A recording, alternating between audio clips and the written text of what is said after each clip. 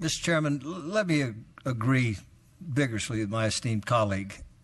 These are very complicated matters that deserve significant public scrutiny and input. And they are not appropriate for a budget process, a budget hearing, or a conference committee, or most assuredly not a budget trailer bill. So let's keep that in mind. I'm very concerned about doing the people's work in this manner. And thank you, Senator Leno, for raising the issue on this one. But there are many, many places where this issue should be raised. The public should rightly be very concerned about it. Thank you. Seeing no other comments or questions from the committee, I'd like to move on to issue 6, State Office Infrastructure.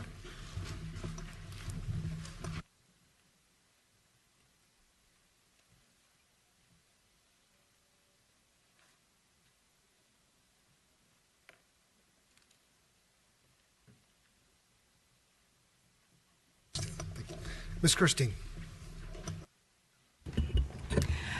Helen Kirstein with the Legislative Analyst's Office. We're on issue 6, which is on page 26 of your agenda. This was a January proposal from the governor. The governor proposed $1.5 billion be deposited into a new state office infrastructure fund. And the governor proposed that that new fund would be continuously appropriated for the purposes of renovating or building new state office buildings. So the governor proposed to start with 3 specific buildings, either the renovation or replacement of the Capitol Annex building, a new Natural Resources building, and also a replacement to the Food and Agriculture Annex. So those are the 3 projects he proposed starting with. The Assembly approved $1.5 billion, but over 4 years, and so there's $375 million that would come from the 16-17 budget. The Assembly also approved the continuous appropriation process with some reporting language from the administration. The Senate, in contrast, set aside $1 billion in 16-17 into a fund that was a little bit of a different fund. It's the Infrastructure Capital Fund. And the Senate proposed that that fund not be continuously appropriated. Instead, the Senate proposed that it be appropriated by the legislature through the typical budget process. And specifically in 16-17, the Senate proposed appropriating $10.1 million out of that fund to start the design and preliminary work associated with those 3 projects that the governor proposed undertaking. So we have a few comments. We noted that both houses showed an interest in undertaking these 3 projects proposed by the governor by providing the funding in 16-17. The key differences are really how much funding to provide in 16-17 versus future years, with the Senate setting aside $1 billion and the Assembly is setting aside $375 million in 16-17. Also, as I noted, that there's a difference in the funding approach, with the Senate approving a traditional budget process and the Assembly approving that continuous appropriation. So we would note that the amount of funding is really about a budget policy choice, and so we don't have a strong opinion on that. However, we do have a strong opinion on really the approach to budgeting.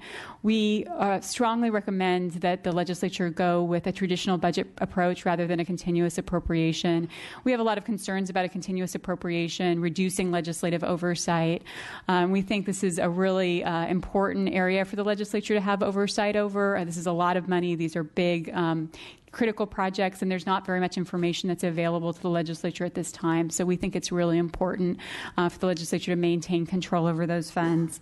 Also, just one other thing I wanted to point out is that really this is part of a larger plan that the administration has. So these 3 initial projects will likely cost about $1.5 billion to complete, but they're part of a larger plan the administration has to build just over a dozen projects. And so one of the things the legislature will want to think about is whether it's comfortable undertaking these projects, because they could lead to additional projects down the line, and it's not really clear what the full cost of those projects will be.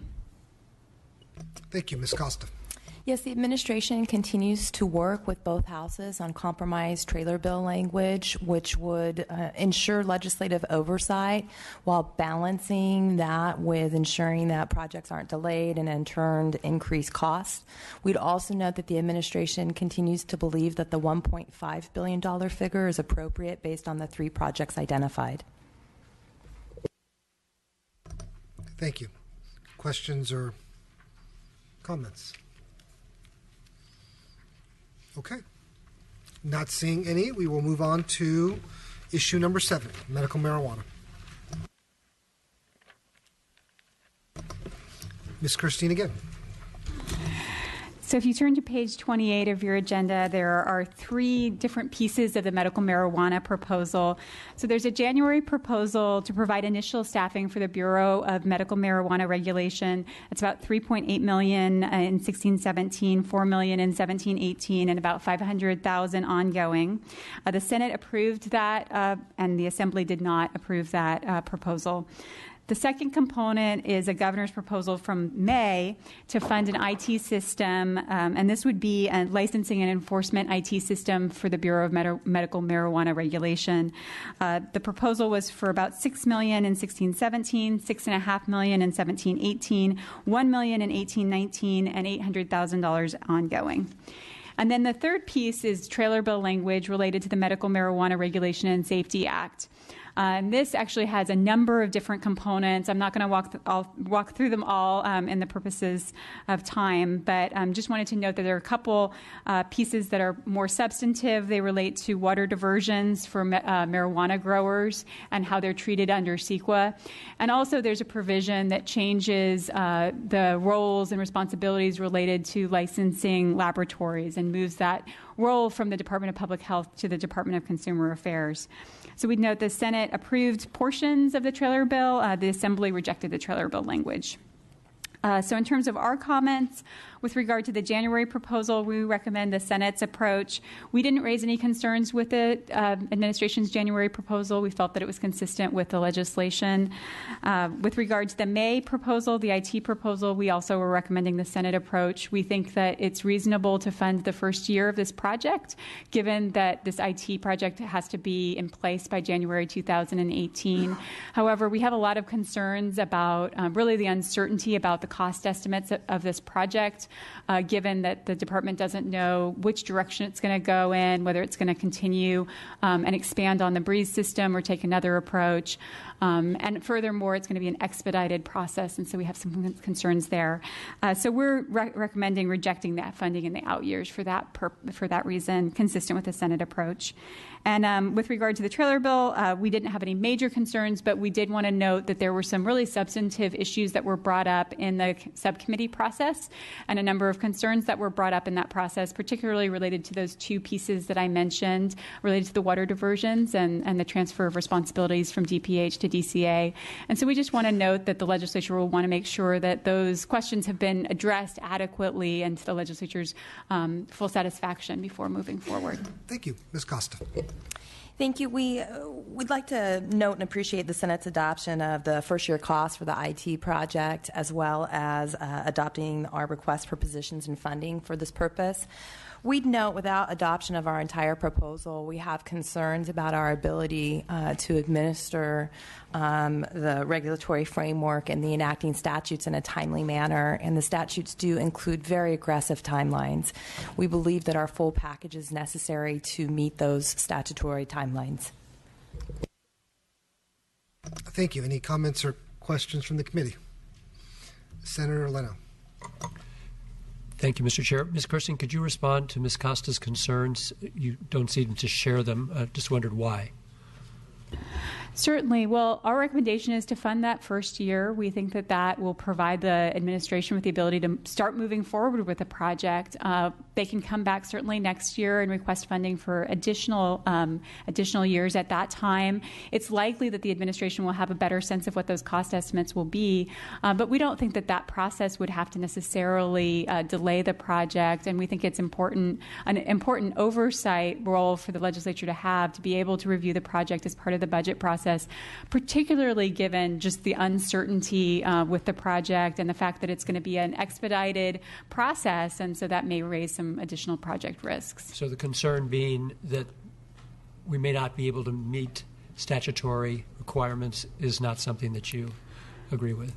No, I think we certainly would agree that it's a very short time frame for the implementation of this IT project. And so I think no matter how you fund it, whether you fund all of it this year or whether you fund just 16-17 through this budget process, I think it will be a tight time frame, certainly, for the project to be completed.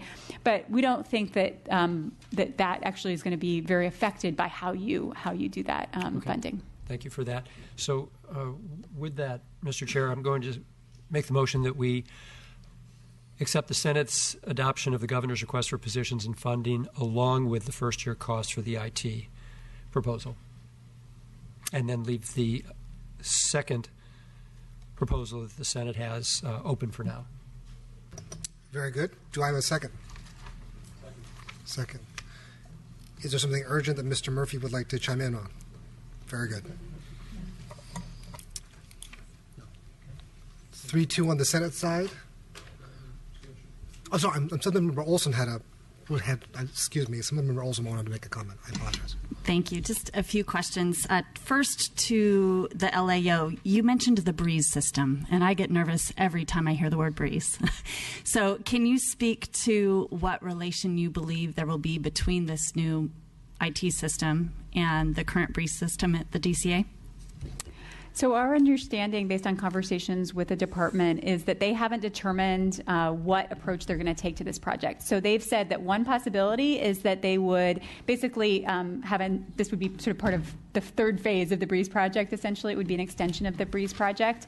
That's one alternative. And in fact, when they did their cost estimate, well, it's rough. It was based on doing that as an approach. However, they said that they haven't decided whether they're going to take that tactic or whether they're going to potentially do a whole entirely different system. So at this point, we don't know which direction the department's going to take, and so I think that's one of the things that leads us to think that there's real value in additional legislative oversight here.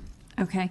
And then second question again to the LAO, and if finance wants to comment on it, that's certainly fine too. But if I've done the math correctly, it appears, and certainly we need resources and staff positions to back up any new program, much less a whole department that we're creating by policy. But if I've done the math correctly, we're creating 123 new jobs to implement this new program. Is my math accurate? And if it is, do you believe that is adequate, more than adequate, insufficient? 123 seems like an awful lot of people when we have 12 people to implement the water bond. So I believe the number we had here was very close to that. It was 126. It is across multiple departments. It's across Fish and Wildlife, the Water Board, DCA, CDFA, Public Health, pesticide regulation. So there are a number of departments involved.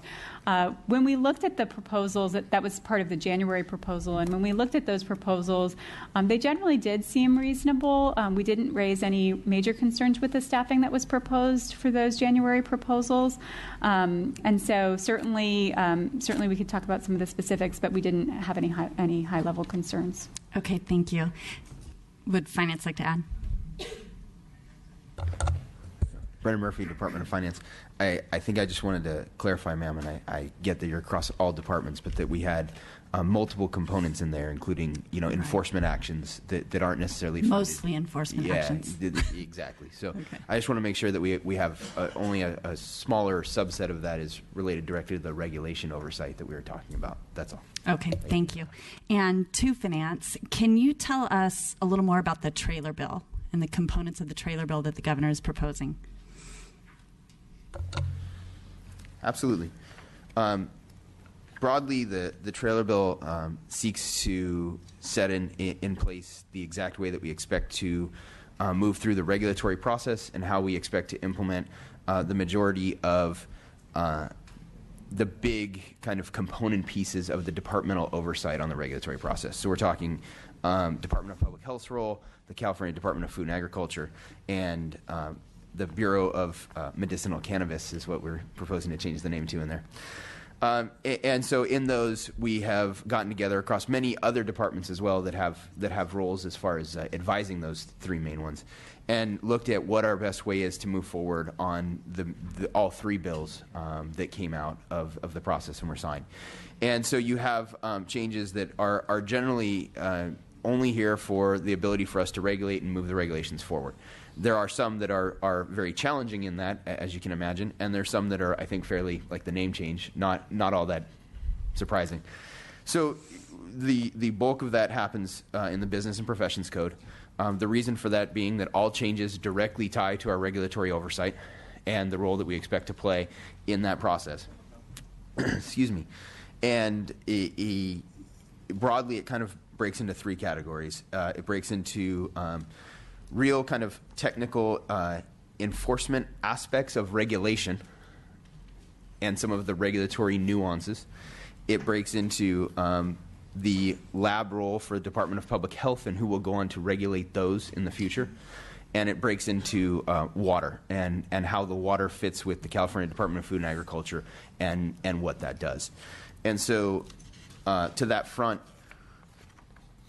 generally speaking, in water, the original bills kind of called out the Department of Food and Agriculture and made the typical water agencies maybe just a what do you call it? I'm searching for the wrong word, sorry. They made them kind of a subservient role to the Department of Food and Agriculture doing the licenses. This really kind of spells out the fact that the State Water Board and the California Department of Fish and Wildlife do not have a subservient role. They have their own role in being able to play a major role as far as the consultation with Department of Food and Ag, and then the ability of both the State Water Resources Control Board as well as Fish and Wildlife and the Department of Food and Ag to work together to protect streams and fish through the process. Okay. Would the department agree that many of the pieces of the trailer bill are significant policy changes from the bills that passed out of the legislature, or would finance characterize them as more technical changes? Thank you for the question. No, I really do characterize them as technical changes in how we're implementing the original bills. The intent of all of them is to try and regulate and implement the regulations as best we can, and we really are inside the framework of what was originally passed on all of these. Including, my understanding, maybe you can provide more clarity, but that within the trailer bill there are new CEQA exemptions, there is expediting of SGMA, SB 88, and there are fundamental changes to existing water rights. Is that not accurate? I don't believe, well, okay, so let's take them in chunks. There is CEQA exemption, really in relation to being able to set in-stream processes. So this is the ongoing impacts to fish and streams without delaying the issuance of licenses. That is really where the exemption implies. It's very not minor, but it's very specific. And that allows basically the State Water Board to set interim requirements, which would then be followed by long-term requirements. So the board will set interim requirements for the initial licensees while it develops the long-term requirements. The goal being that basically prior to 2020, the year, that you would have an interim license. After 2020, you would have to have a much more detailed process as far as where and what your in-stream flows are and what they look like, and a more detailed explanation of your water rights. Okay. The second piece of that, I will be the first to admit I'm not as well versed to answer as you might like, and I apologize. But that's in nature with what it is. It's tailored specifically to how we're going to get through the regulatory process in 2018, move to 2020, and build on moving forward with the long-term requirements. And I forget your third question because I didn't write it down quickly enough. The third one was altering existing water rights. And so what that what that doesn't exactly, that's a great question. So where we have and what we've moved towards is that you have an interim process, and then in the final process you're going to have to show the long-term water rights and what they have and what they always were. And the big difference here being that in that interim process you there will not be a delineated process to validate those in that short time frame. And so post 2020, as we re-up the licenses, as they're renewed, and as you get new licenses in, that will be on the long-term requirements, which will have that process built into the front end, rather than essentially at the beginning we're taking, to some degree, you're taking them at their word, but also with a validation of exactly where they are, where they're growing. So pre-2020, there will be assumptions made about water rights that will then have to be proven for their long-term. For the renewal, yes. Okay, thank you. Thank you. Senator Nielsen. Well, let me expand a little bit on it. My understanding is that in terms of perfecting water rights, the cannabis growers will have an expedited process, waived CEQA, and they will be able to jump to the top of the list in terms of perfecting their water rights. Normally, one who applies for water rights takes up to a decade to secure those rights. These growers applying now under this legislation will go to the top of the list. That's my understanding. Is that correct? There will be an expedited process. Okay. I believe it's a separate process than the one you're describing, but it is an expedited process. Ladies and gentlemen, we were talking a little bit ago about circumventing the legislative process with major policy. Private property rights and water rights is one of the most sacred and historic policies this legislature will ever deal with, going back to the founding of this state. In the 1849s, when we began to have and establish water rights, this is enormously important to all kinds of landowners in this state. It ought never be dealt with in a budget. Ought never be dealt with in a trailer bill. The people should absolutely be infuriated that their private property rights, their water rights, are being dealt with in this manner. It's an issue that I've been raising widely and loudly, and I will continue to. Thank you. Any other comments?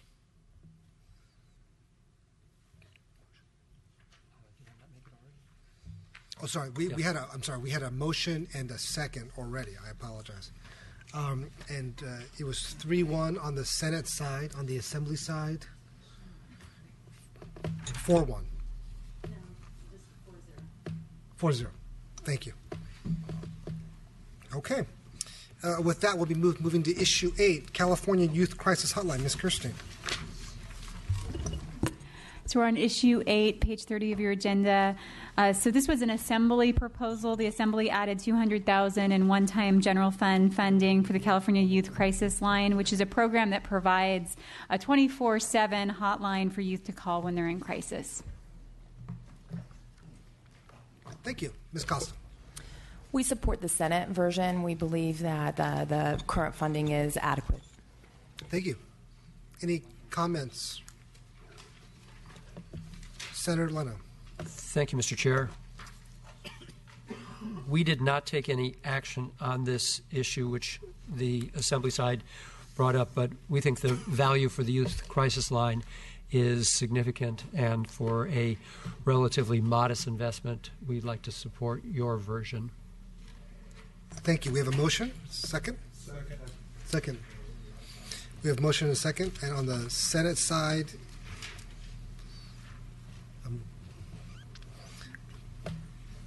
Four zero. 4050. Thank you. Wonderful. Issue 9, Ms. Lee.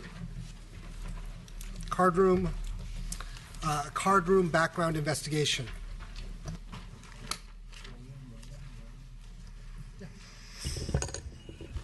Crawling. Anita Lee with the Legislative Analyst's Office.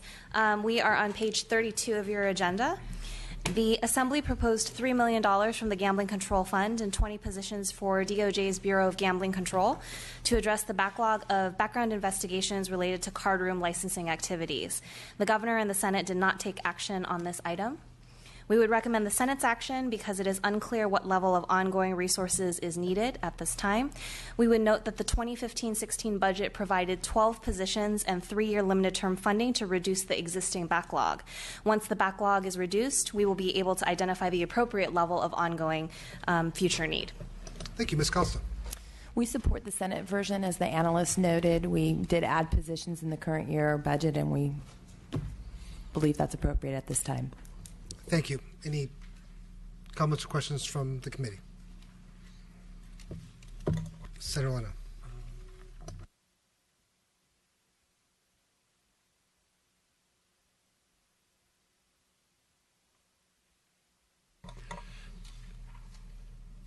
Just wanted to ask the LAO a couple questions just to substantiate what you've already laid out for us. So just as a reminder, in the current year, we did provide these 12 positions to address an existing concern. So the 3-year term would come to an end, so for 15-16, 16-17, 17-18. So I understand that the Assembly may not be ready to go with the Senate version yet, but I think it does make some sense that we would let this investment play out and reconsider at that point, but anything now would be, in my opinion, premature. Thank you. Other comments or thoughts? Senator Nielsen. Well, did I understand that this is going to be a limited term then? This is not going to be permanent positions? So the 12 positions that we talked about in 15-16 were limited term positions. The proposal here before you of the 20 positions, our understanding would be ongoing. Well, what happens then with these positions when the backlog is terminated? It will be worked down. Is it not going to be reduced? So as part of the 2015-16 budget, the issue was actually in conference. And the backlog was fairly extensive. And I think that there was a recognition that there is a possibility that there could be ongoing need. And so the way the conversation played out essentially was that they would work down a portion of the existing backlog to then better identify what the ongoing need would be. And so there were conversations about there would potentially be a BCP or a budget change request proposal in future years for that ongoing need. Well, that's not a justification for permanent positions. Can't you give us a plan of how you're going to work that backlog down? There's backlogs in every agency. And the agencies always come in and say, give us more money, give us more positions. And year after year they come back in and the backlog grows or diminishes only slightly and the agencies ask us for more money. And we routinely approve that. And now you want a continuous appropriation because there's a hope that, or a, should I say, consideration that the backlog will continue to grow. We don't know that. Why should we give you permanent positions? So the LAO recommendation is actually the Senate version, which is to not provide the ongoing positions and to not provide the additional funding because it is in line with in 15-16, limited term positions were provided essentially to start working it down, come up with a plan, come forward with the justification for why additional positions, if any, are needed. But we are voting for permanent positions. No, there's been no motion, Senator. Pardon? There has been no motion. Okay, all right. Senator Thank you. Leno. Thank you. Senator Nielsen, your comments are all well taken, though should not be directed at the LAO because they're recommending the opposite. But your words kind of threw me, so excuse me for grabbing on to what you were saying. She was just explaining the Assembly proposal. So I would agree with you, Senator Nielsen, and if anything, your appropriate comments might be directed at the Assembly proposal, but I understand they may not be ready yet. Senator Lara? Yes, I have a couple questions for the LAO. Do we know how long this backlog has existed? Unfortunately, I do not know. We are happy to follow up, and our understanding it has been for a little bit of time, but we're happy to follow up with you. And I'm trying to also figure out what type of backlogs are there. Are they background checks, complaints? And I know there's been a lot of complaints about the delay in renewing licenses. Yeah, so these are background investigations related to licensing. It can relate to key employees, so particular employees, owners, but then it also relates to the third-party proposition companies and those employees and owners as well. So it's kind of a broad range. The unifying factor is that they are background investigations for licensing. Thank you. We'd love to see how long the background has existed. The backlog has actually existed. Sure. Thank you. So, Member Olson. Thank you, Mr. Chair. Does the LAO have data on how much the backlog has been reduced since the 12 positions were allocated in last year's budget?